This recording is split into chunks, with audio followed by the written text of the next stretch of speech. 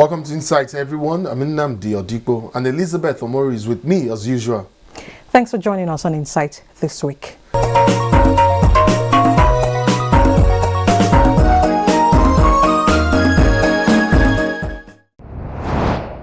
Thanks for staying with us. Insecurity is one of the challenges currently confronting Nigeria, and the federal government is clearly doing all it can to repress the activities of those who now constitute a threat to our continued unity and the safety of lives and property. In a previous episode, I spoke with Professor Adam Okene Ahmed, the Director, Linkages and Collaboration at the Nigerian Defense Academy, Kaduna. We talked at length about strategies for effectively winning an asymmetrical warfare. Let's recall that conversation. Well, Prof, I know you and I have talked about this issue sometime in the past, but let me quickly bring it up. Nigeria's major response to the insurgency since 2010 has been the deployment of its joint task force, that is the JTF, consisting of the Army, Air Force, the Navy, state security services, and of course there's also the police, under a unified command structure. Apparently, an unconventional war requires a blend of conventional attack and unconventional strategies as well. Give me an outline of how that can happen, while also attempting to repress the ideological base of the insurgency.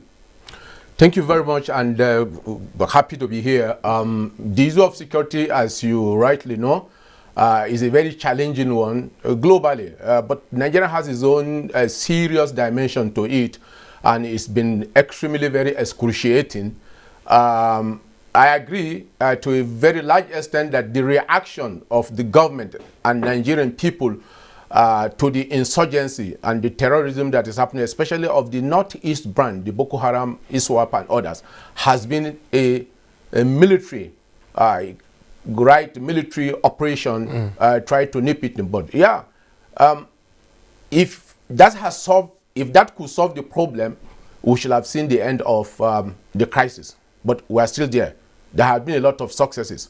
But then I also agree that it is time now to look at the other side and see other alternative measures that can be used to bring the insecurity, especially the armed banditry, the Boko Haram, that's terrorism and others, to an end. I believe strongly we should be able to explore. But let me be very quick to say that, yeah, it's true that we have been using the military operation. It has been fight, and so on.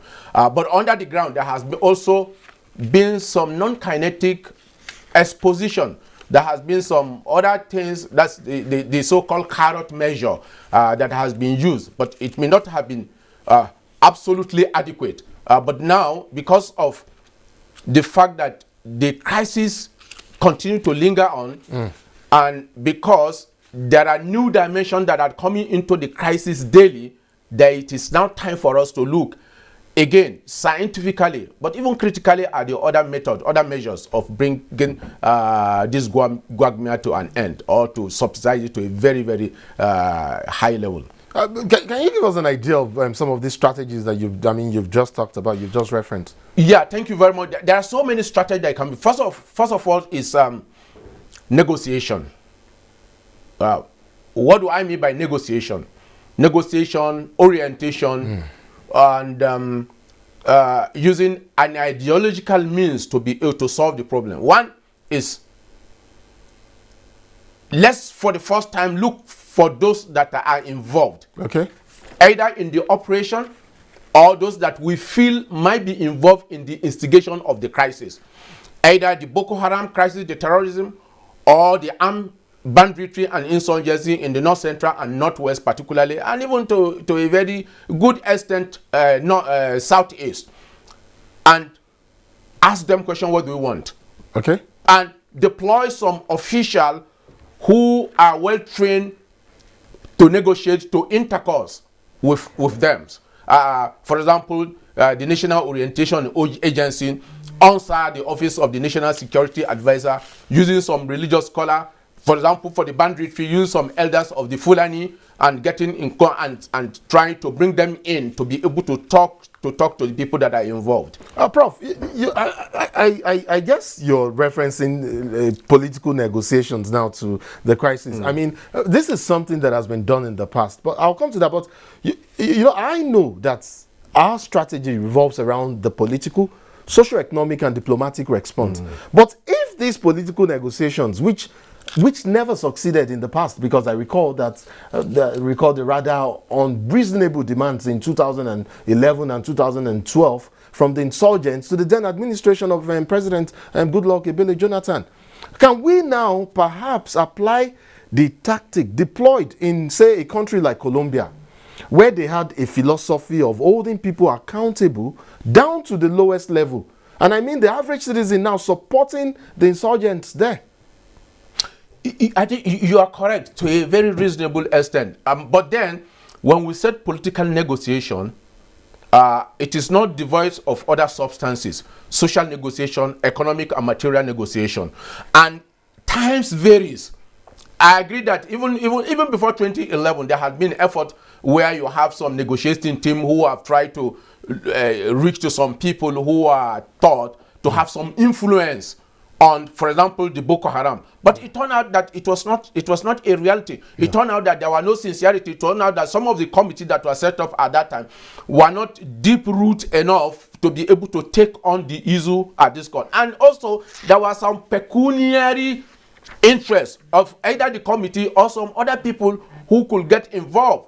You know, so I think when we want to now, for example, the banditry, the ISWAP and the other terrorism, the other criminal elements are now aware that the current regime is determined to stampede, is determined to bring an end to this issue.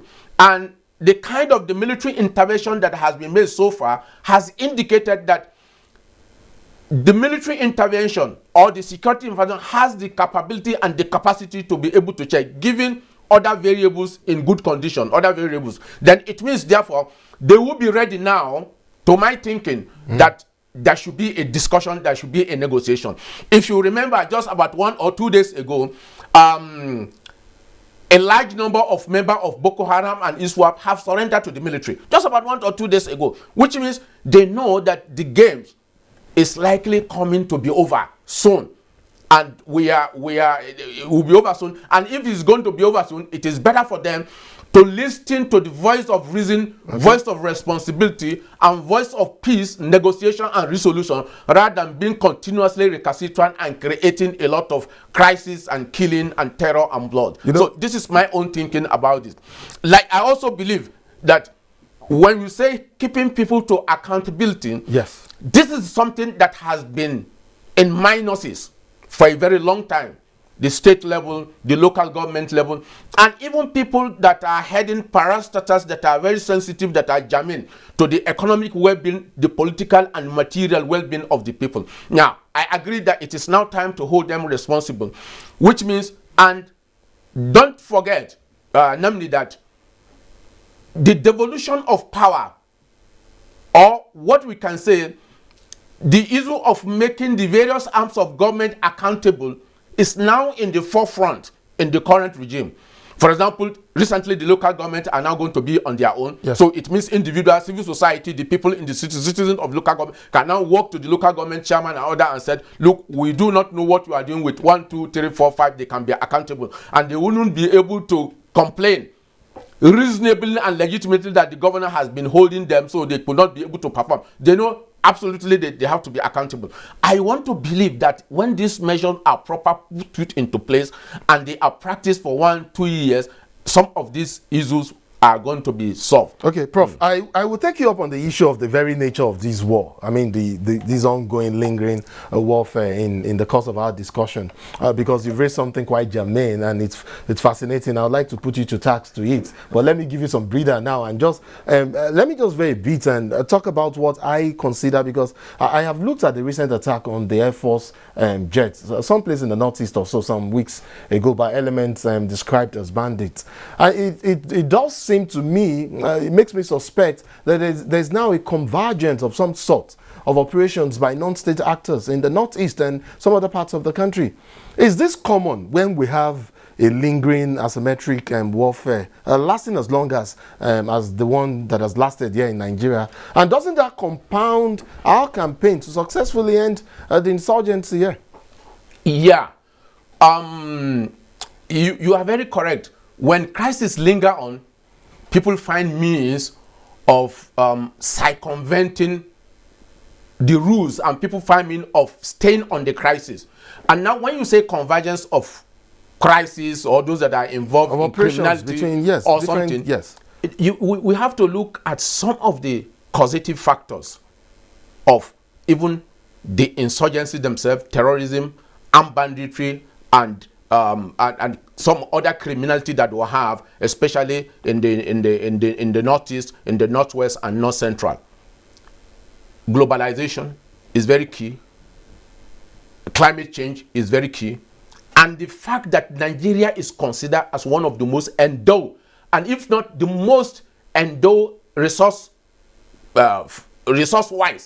in the sub-region, and even in Africa. So, I mean, if you just take a look at West African subcontinent, which countries can measure Nigeria in terms of resources? So the very fact that you have human resources, but you also have material resources, mineral resources, is enough to invite people and to Nigeria. That is one. And two, do also not forget that the crisis that has been lingering on in the Sudan, Darfur, Mali, and North Africa, the so-called Arab Spring, all have their own consequences, and they have also pushed people to be moving down.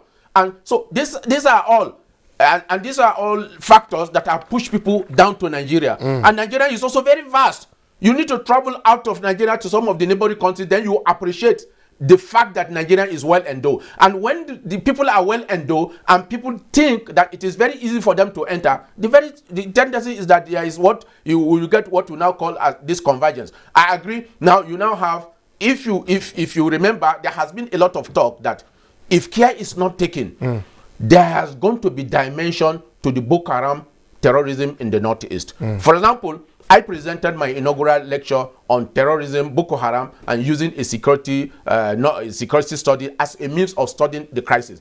Then, that was 2018. I have also said that if you are not careful, some of these crises are going to come to North Central and Northwest. And that the terrorist element might find means of coming down. And that's exactly what we are in today now. Exactly. They are playing out. And it's very unfortunate, but that's the situation in which you are.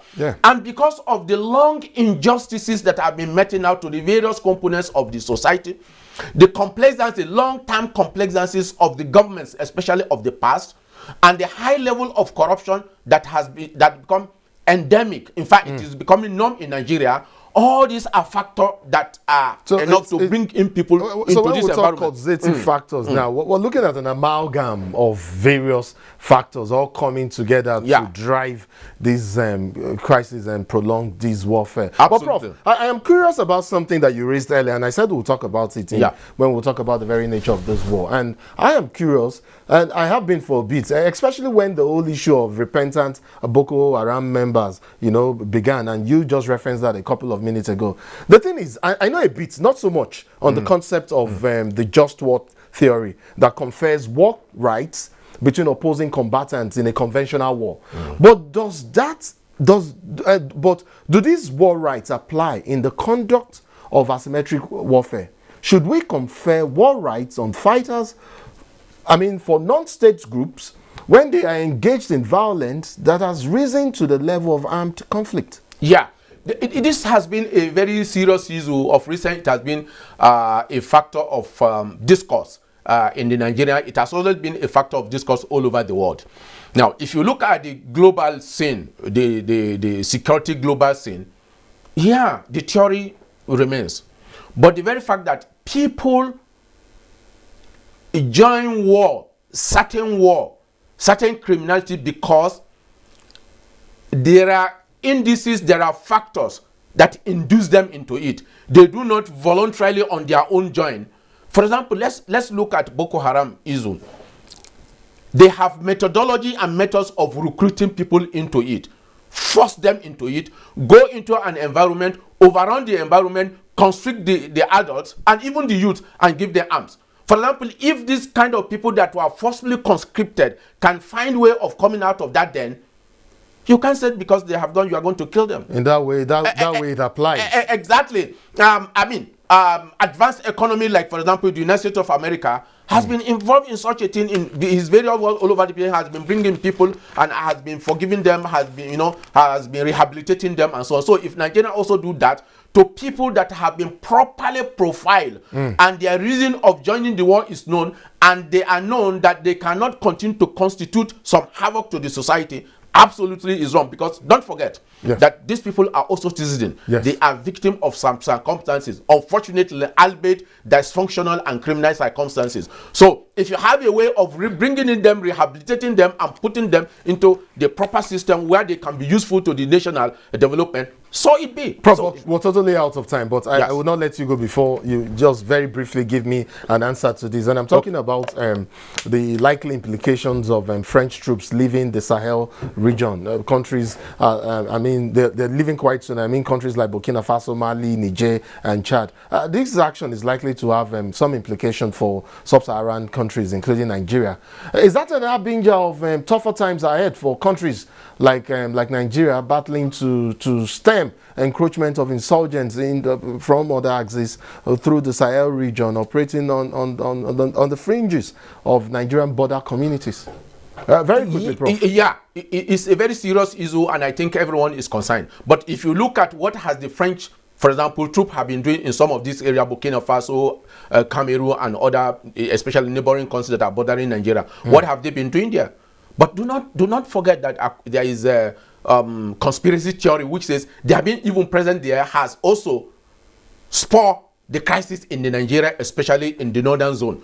But be that as it has been now, it presents more challenges to Nigeria. Let's be frank about it, because they are present in those areas alone have been able to check the level to which bandit and criminal element coming from the Sahel, coming from North Africa, could penetrate into Nigeria. But it means that Nigeria will also have to look at certain things that they have to do. Upping out their military, upping their intelligence, and ISR should be increasing intelligence, surveillance, and the reconnaissance. And it also means that we have to also quickly start deploying technology, drone, CCTV, and so on. We have to start deploying into this environment, so that, because Nigeria is very large, the border is very large, and there's no way you can physically monitor Nigerians. So you have to deploy technology, you have to think of so many things. Unfortunately, this is where we'll end our discussion on this issue. I want to thank you so much, Prof, for coming on Insight. I should also let the viewer know that Professor Adam Okene Ahmed took the 1987 Michael Crowder Prize in Bayero University, Kano, a former head of Department History and War Studies, Dean Postgraduate School as well, and now Director Academics Linkages and Collaboration, Nigerian Defense Academy, Kaduna. Thank you so much indeed for coming on the program, Prof. Always my pleasure. Thank you so much. Well, that's it for our conversation on security, and that's it on this episode of the program. Do join us same time next week for more on Insights. My name is Nnamdi Odipo. And I'm Elizabeth Omori. Be a brother's keeper. We'll see you next week.